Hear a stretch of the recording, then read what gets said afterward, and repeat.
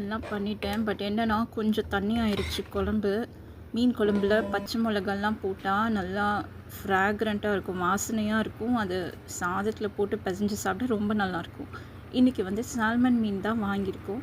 So அதை வந்து அவங்களே தோலெல்லாம் எடுத்து கொடுத்துருவாங்க. சால்மன் மீனோட தோலை வந்து சாப்பிடவே முடியாது. அந்த மீனே ரொம்ப ஆயிலியாக இருக்கும். ஆக்சுவலாக ரொம்ப திகட்டும், அவ்வளோவா சாப்பிட முடியாது.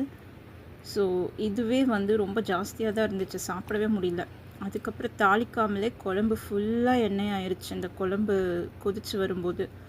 ஸோ கொஞ்சோண்டு குழம்பு, அப்புறம் ஆயில் போடாமல் பேக் பண்ணுறதுக்கு மீதி கொஞ்சம் எடுத்து வச்சாச்சு. ஸோ இந்த குழம்பு மசாலா எல்லாம் ரெடி பண்ணிவிட்டு அதில் மீனை போட்டு கொதிக்க வச்சுட்டு, இந்த மேரினேட் பண்ணதை வந்து மசாலா தடவி மேரினேட் பண்ணதை உள்ளே வச்சாச்சு. இதில் 1 ட்ராப் ஆயில் கூட விடலை.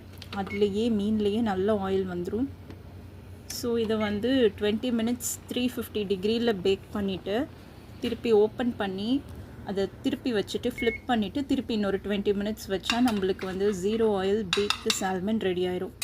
எவ்வளோ ஆயில் வருது பாருங்கள் இதுலையே. ஸோ ஒன்றா திருப்பி வைக்கணும். இதுக்கு ஒரு 2-3 மினிட்ஸ் ஆகும். ஸோ திருப்பி வச்சுட்டு இப்போ இதில் வைக்கிறதுனால லைட்டாக வாட்டர்லாம் விடுது, அந்த மீனில் உள்ள ஜூஸு லிக்விட் எல்லாம் வருது. பட் நம்ம ஃபாயில் பேப்பரில் வச்சோம்னா நல்லா கிறிஸ்பியாக வரும். ஸோ அது ஒரு மிஸ்டேக் பண்ணிட்டேன் இங்கே. ஃபாயில் பேப்பரில் போட்டு ஸ்ட்ரைட்டாக அடுக்கி வச்சா நல்லா ஃப்ரை பண்ண மாதிரியே வரும். ஏன்னா இந்த மீன்லேயே நல்ல ஆயில் இருக்குது, நல்ல ஆயிலியான ஃபிஷ் இது. ஸோ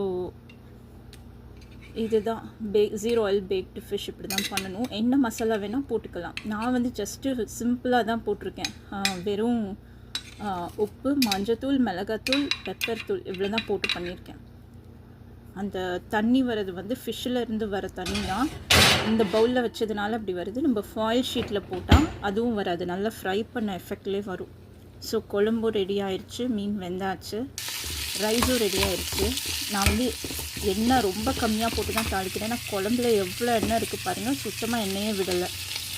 இது 0 ஆயில் ஃபிஷ் கறி தான், ஆனால் பார்த்தா அப்படி தெரியல. ஏன்னா எல்லா ஆயிலும் ஃபிஷ்ஷிலேருந்து வந்திருக்கு. ஸோ இதில் லைட்டாக ஃப்ளேவருக்காக தாளிக்கிறேன், அவ்வளோதான். இன்றைக்கி இதுதான் லன்ச்சு. தாளித்த குழம்பு, அதுக்கப்புறம் ரைஸு, அப்புறம் 0 ஆயில் பேக்டு ஃபிஷ். இதுதான் இன்றைக்கி lunch. Happy cooking and healthy eating.